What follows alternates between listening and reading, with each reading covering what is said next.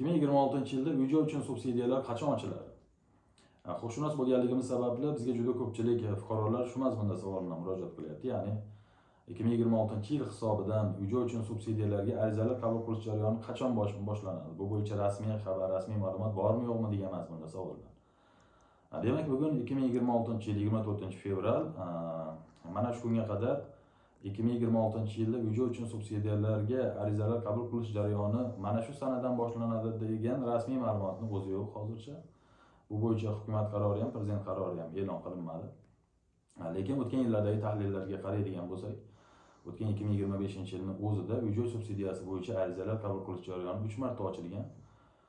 Demak, buni birinchisi 25-yil 3-mart sanasida, ya'ni bahorda, yozda ham ochilgan va kuzda ham.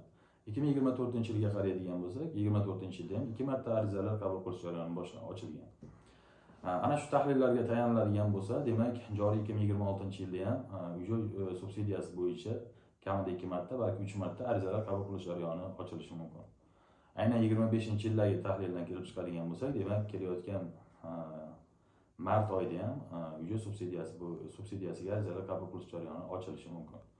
To'g'ri, bu rasmiy ma'lumot emas, lekin mana shu tahlillarga tayanilgan bir taxmin.